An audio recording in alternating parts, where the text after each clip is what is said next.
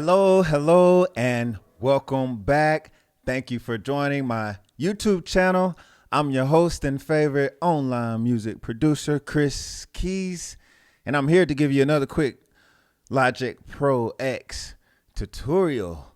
Today we're going to be talking about using markers. Markers are a great tool I like to use in Logic Pro X. It's very convenient when you have a session and you want to keep it organized. It's easy to tag different parts. It's also really good when you're collaborating and you want others to understand the workflow of the session and to easily jump in. And you can also leave them secret notes, which we'll talk about using notes. But first, if you haven't already, be sure you're logged into your YouTube account so you can hit the subscribe button and the notification bell. After you do, just hit the like button and leave me a comment. Let me know that you're here and you're enjoying these tutorials. It's free, guys. I don't bite. But if you do, you'll be getting my latest and newest content first.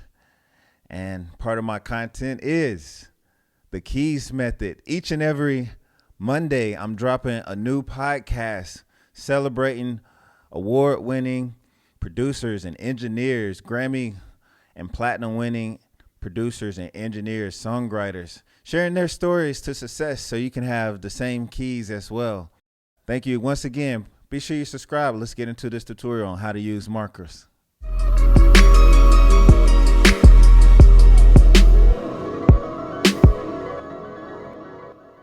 All right, guys, real quickly, we're going to be covering how to use markers in your Logic Pro X session.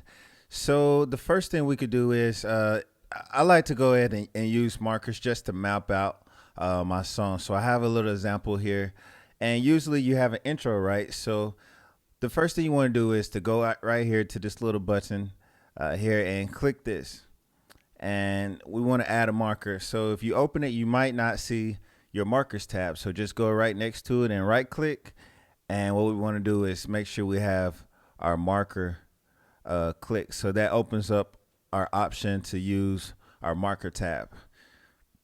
Next, what we want to do is just start mapping out our song. So we're at the beginning here, so what I can do is just click a little button, boom, and it's going to have intro. Or I double click and then I can just add intro. Oh, there we go. Boom, there you go. And now I can scroll over to my next section, and let's say it's at 9. I'm not going to map this out completely how it might be, but we can go in and press the marker button again, and we'll just call this, say, the verse. And we'll go to our next section over here, and we'll call this, say, the pre-chorus. So all I'm doing over here, guys, is just going to the section, putting my cursor where I want, and then I'm just pressing this click button over here and renaming, double clicking it and renaming it the whatever I want to call it, the hook, or let's just say the chorus. All right, so if this was it now, and say I messed up and the verse is only 8 bars, so I can actually go in here and scroll back and move my cursors just like that once I have it. So and I could do the same thing. I can move this however you want. So that's one way that we can use markers. Now you can actually also go in here once you have it and say, okay, this is the first section, and the song kind of repeats. So what I can do is actually highlight these and copy, press Command C, and then I can come over here and say, okay, we're going to start on measure 29, the verse again, or just the intro. So let me just uncopy the intro, and let's just put the chorus, the verse and the chorus on measure 29, so I can copy and paste that, and boom, just like that. I can do it as many times as I want, copy and paste, and boom, and obviously, Command Z undoes that. So that's one quick way to do it. And you can also use your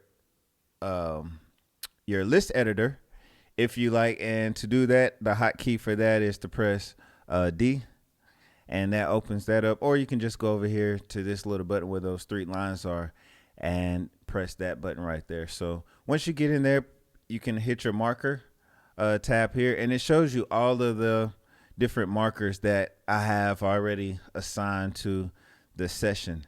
Now here you can pretty much do the same thing I did before, but if you just like to look at numbers and do it that way, you can. So one way that you can do it is I can go to a marker or on my cursor here and press the plus button here, and it does it. I can also click on a different section of the marker I already have and edit it. I could just double click it and press how many bars I want. Say the chorus is different here and there's only a 2-bar chorus or something, a little cowboy bar. I can press 2 bars, boom, and it will shorten it for me that way.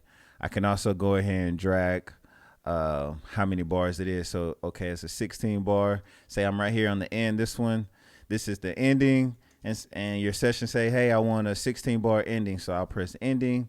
I can click on it, and then I can go over here to my marker under my my list editor, and I see ending. So I'll go over here and double click it, and they say they want a 16 bar ending. I'll just press 16, and then you have your 16 bar ending. So when you're creating, you know exactly where to stop at or stop. Just a little tool you can use.